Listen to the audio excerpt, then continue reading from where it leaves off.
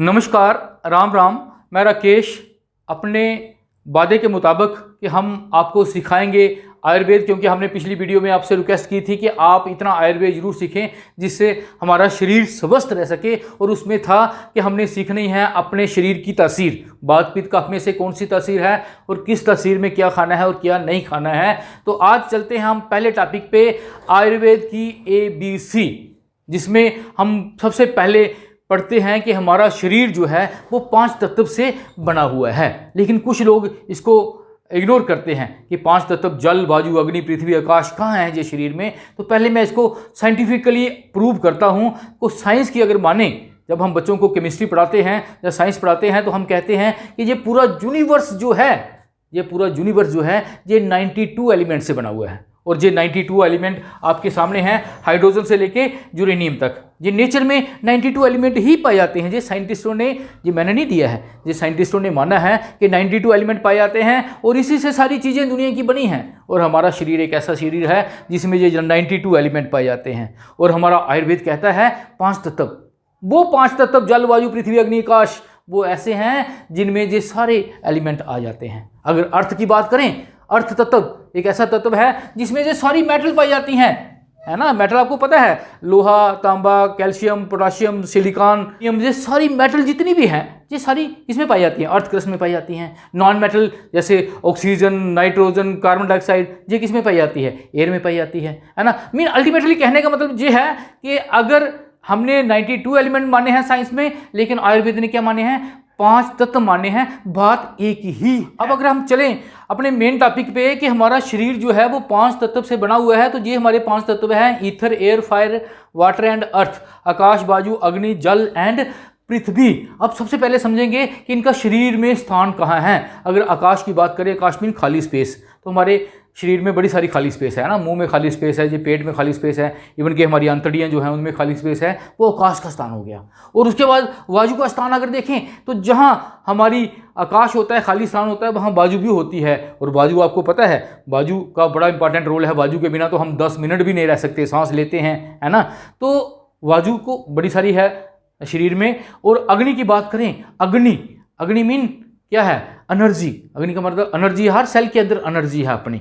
वैसे तो आयुर्वेद ने 13 तरह की अग्नि गिनी है। 7 हमारे टिश्यू होते हैं और 5 हमारे क्या हैं? एलिमेंट, तत्व, 12 हो गए, और एक जठर अग्नि। और सबसे इंपॉर्टेंट जो है वो हमारी जठर अग्नि है, जो हमारा खाना पचाती है। और उसके बाद अगर बात करें वाटर की, जल तत्व तो आपको क्लियर है कि हमारा शरीर जो है लगभग 70% वाटर का ही बना हुआ है। और उसके बाद अगर पृथ्वी तत्व की बात करें, पृथ्वी मीन सॉलिड। ये जो सॉलिड हमारी चीज़ें हैं, मांस है, हड्डियाँ हैं, ठीक है, बाल है, नेल है, ये सारे क्या हैं? पृथ्वी तत्व हैं। अब आपको ये क्लियर हो गया कि बाकी हमारा शरीर जो है वो 5 तत्व से ही बना हुआ है। अब आयुर्वेद ने क्या किया? इन 5 तत्व को डिवाइड कर दिया, किसमें? 3 दोषा में। 3 दोषा कौन कौन से? वात, पित्त और कफ। वात, पित्त और कफ, इसको अंडरस्टैंड कर लेना। यहीं से हमारा शुरू होता है टॉपिक। बात क्या है? बात मीन अगर आकाश और वायु के कॉम्बिनेशन को बोल दिया गया, कौन सा तत्व? वात तत्व, जब वात दोषा। और अग्नि को बोल दिया गया पित्त दोषा। लेकिन कुछ बुक्स जब बड़ी सारी ये भी कहती हैं कि पित्त में क्या होता है? अग्नि प्लस जल होता है, जैसे मर्जी माने। और कफ में होता है जल तत्व और पृथ्वी तत्व। इट मीन ये कुछ सोचते हैं कि पता नहीं वात पित्त कफ क्या है। वात पित्त कफ कुछ नहीं है। इसका मतलब ये हुआ कि हमारे शरीर में 3 दोषा हैं। दोष वो नहीं, डिफेक्ट नहीं, ठीक है, दोषा नाम रखा गया है। दोषा मीन बताते हैं आपको। तो हमारा शरीर जो है 3 दोषा से बना हुआ है। कौन कौन से? वात, पित्त और कफ। बात का मतलब होता है गमन, वायु गमन करना, मूव करना। तो वायु पूरे शरीर में मूव करती है। पित्त का मतलब होता है अग्नि हमारे शरीर की जो अग्नि है उसको पित्त तत्व बोला गया है। और कफ मीन जल तत्व, जहाँ जो हमारी वो बलगम जिसे हम बोलते हैं, कफ लुब्रिकेंट होता है। ये जॉइंट्स में होता है, जहाँ पूरी बॉडी में होता है, ये बॉडी को डिवेल्प करता है कफ तत्व। तो हमारा शरीर ये 3 तत्व से बना हुआ है, 3 दोषा से बना हुआ है। और ये 3 दोषा जो हैं बाय बर्थ ही हमारे शरीर में या बाय नेचर जो हैं ये बैलेंस नहीं होते। क्लियर हुआ आपको? मीन कहने का मतलब, या ऐसे भी कह सकते हैं, ये 5 तत्व जो हैं ये हमारे शरीर में बैलेंस नहीं होते नेचर के साथ। अगर तो ये बैलेंस क्वांटिटी में हो ना तो हमारा शरीर स्वस्थ हो जाता है। लेकिन किसी में क्या होता है, किसी में वायु तत्व ज़्यादा होता है, वात दोष ज़्यादा होता है, किसी में पित्त दोषा ज़्यादा होता है और किसी में कफ दोषा ज़्यादा होता है। ये आपने याद रखना है। और आयुर्वेद का मेन कंसेप्ट यही है कि ये जो दोषा आपके शरीर में बढ़ा हुआ है उसको आपने क्या करना है, बैलेंस करना है। आप अगर उस दोषा को बैलेंस कर जाते हो तो आप सभी बीमारियों से बच जाते हो। इन दोषा को हम क्या बोलते हैं, प्रकृति भी बोलते हैं। प्रकृति मीन नेचर, जहाँ तासीर, जैसे पुराने बुजुर्ग बोलते थे आपकी वायु वाली तसीर है, ठीक है ना। मीन तसीर का मतलब है कि ये दोष जिसकी बॉडी में अगर तो बैलेंस है तो आपकी सम तसीर है, बात पित्त कफ तीनों आपकी सम है। लेकिन ऐसा होता नहीं है। किसी में बात दोष ज़्यादा होता है, उसकी वायु वाली तसीर, वायु वाली तसीर। किसी में पित्त दोषा ज़्यादा होता है जिसको हम बोलते हैं आपकी गर्मी वाली तसीर, और किसी में कफ दोषा ज़्यादा होता है जिसको हम बोलते हैं आपकी ठंडी तसीर। क्लियर। अब अगर हम बात करें कि शरीर में इनका स्थान कहाँ है, वैसे तो पूरी बॉडी में बात पित्त कफ है, लेकिन अगर ये इम्बैलेंस हो जाते हैं तो कौन सा बॉडी का ऐसा स्थान है जिस पे ये ज़्यादा इफेक्ट करते हैं। तो सबसे पहले अगर हम बात की बात करें, अगर शरीर में बात का इम्बैलेंस हो जाता है तो वो किस पार्ट को ज़्यादा इफेक्ट करता है। ये देखिए, बात एयर और ईथर का बना है, और ये जो बड़ी आंत हमारी है, ये बड़ी आंत है ना, जिससे हम मल त्याग करते हैं, उसको डिफेक्ट करता है, क्योंकि उसमें वो जो इसकी गांठें होती हैं वहाँ जाके बाजू जो है वो बैठ जाती है, और बाजू बैठ जाती है, मल को त्याग नहीं करने देती, और हमें क्या हो जाती है, कब्ज हो जाती है। आपने देखा है जब वायु बढ़ती है ना शरीर में, ये वाला पेट, नीचे वाला पेट जो है खराब हो जाता है, नीचे वाली गैस बनना शुरू हो जाती है। मीन जब नीचे वाली गैस बनना शुरू हो तो आपको समझना चाहिए कि बात दो शरीर में क्या हुआ है, बढ़ गया है। और दूसरा स्थान जो है बात का वो माना गया है, ये जो जॉइंट होते हैं ना हमारे, ये हड्डियां जो होती हैं उनके जॉइंट जो होते हैं, जब शरीर में बात ज़्यादा हो जाता है तो वो इन जॉइंट पे आके बैठ जाता है और एथराइटिस, गैंठिया वगैरह के रोग, यूरिक एसिड वगैरह के रोग पैदा करता है। उसके बाद अगर हम देखें पित्त तत्व जो है उसका स्थान जो है वो ये है, ये सेंटर वाला पार्ट, ये सेंटर वाला स्टोमच वाला पार्ट, हमारा स्टोमच भी पेट आ गया, हमारी जो छोटी आंत भी इसमें आ जाती है, हमारा लीवर, गॉल ब्लैडर वगैरह जो है ये सारे इसी में पार्ट आ जाते हैं पित्त के। अगर पित्त दोष शरीर में बढ़ जाता है, पित्त दोष, तो क्या होता है, जो हमारी डाइजेस्टिव फायर है वो मंदम हो जाती है, खाना नहीं पचता है, ब्लड के रोग, और फिर वो ब्लड को दूषित करता है, ब्लड के दोष हो सकते हैं या जॉन्डिस वगैरह हो सकता है। और तीसरा स्थान जो है वो कफ का है, और कफ का स्थान जो है ये हमारे लंग्स हैं। जैसे अभी आपने देखा कोरोना वायरस जो था वो सबसे ज़्यादा किस पे अटैक करता था, लंग्स पे, और कफ को। जैसे कोरोना वायरस अंदर इंटर करता था कफ इंक्रीज होना शुरू हो जाता था। जब जो ऑलरेडी कफ वाले लोग हैं उन पे में भी कोरोना वायरस का ज़्यादा असर हो सकता था।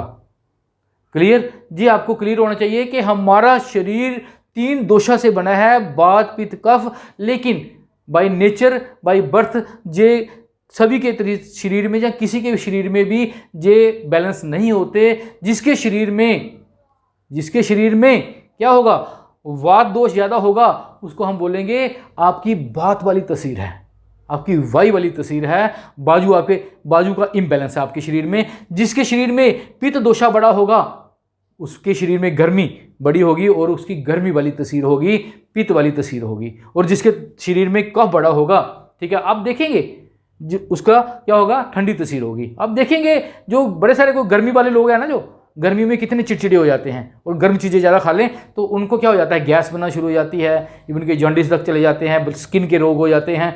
तो ऐसे ही अगर बाजू शरीर में कुछ ऐसे लोग होते हैं, कोई प्रोटीन ज़्यादा खा लें तो बाजू बनना शुरू हो जाती है।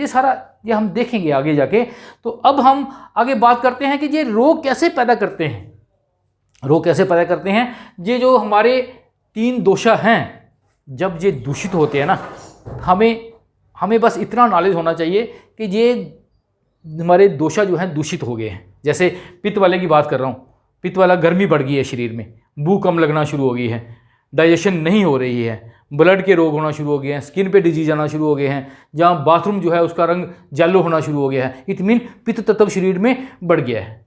तो अगर उसी टाइम हम पित्त दोष को बैलेंस कर लेते हैं किसी तरीके से, अपने आयुर्वेद टोटकों से हम उसको बैलेंस कर लेते हैं, खाना पीना हम अपना चेंज करके उसको बैलेंस कर लेते हैं, तो रोग आगे नहीं जाएगा।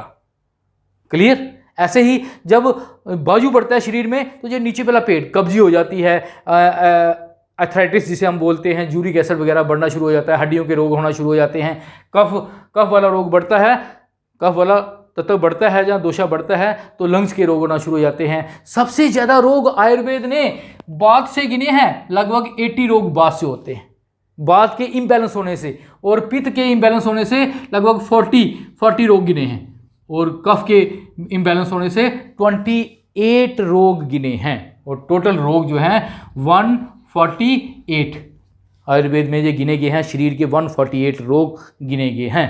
अब आपको बताएं, अगर आप ये दोषा जो आपका इम्बैलेंस हुआ है उसको बैलेंस कर लेते हैं तो आपका शरीर द्वारा ठीक होना शुरू हो जाएगा, आप अपनी पोजीशन में आ जाएंगे। लेकिन अगर आप इसकी तरफ ध्यान नहीं देते हैं, बढ़ने देते हैं, तो फिर ये क्या करता है, हमारी ये 7 टिश्यू जो हैं, 7 टिश्यू आपने पढ़े हैं ना, ये plasma, blood tissue, muscle tissue, fat tissue, bone marrow tissue और रिप्रोडक्टिव टिश्यू, इनको डिफेक्ट करना शुरू कर देता है, जिसको हम संस्कृत में बोलते हैं प्लाज्मा, रसा, रक्ता, ममसा, मांस, मेदा, अस्थि, मंजा और शुक्रा।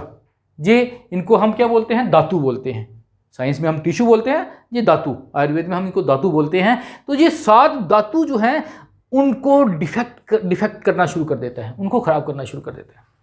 और जब ये 7 धातु खराब होना शुरू हो जाएंगे तो एक भयानक रोग की पोजीशन लेना वो शुरू कर देगा। तो क्लियर, आयुर्वेद का कंसेप्ट है कि आप अपनी तस्वीर पहचाने, वात पित्त कफ में से आपका कौन सा दोष ज़्यादा है।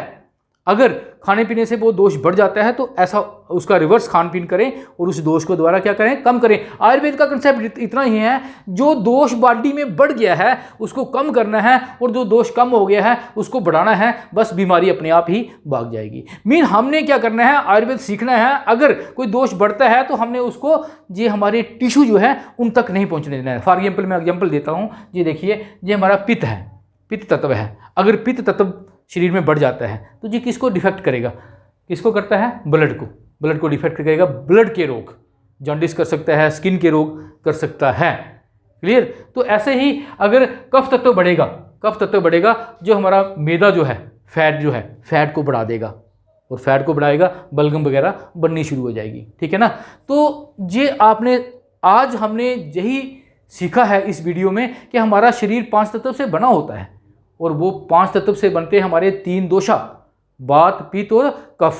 3 दोषा मीन 3 तरह की तासीर मानी गई है शरीर में, और जो दोष शरीर में ज़्यादा होता है वही उस शरीर की क्या होती है, तासीर होती है।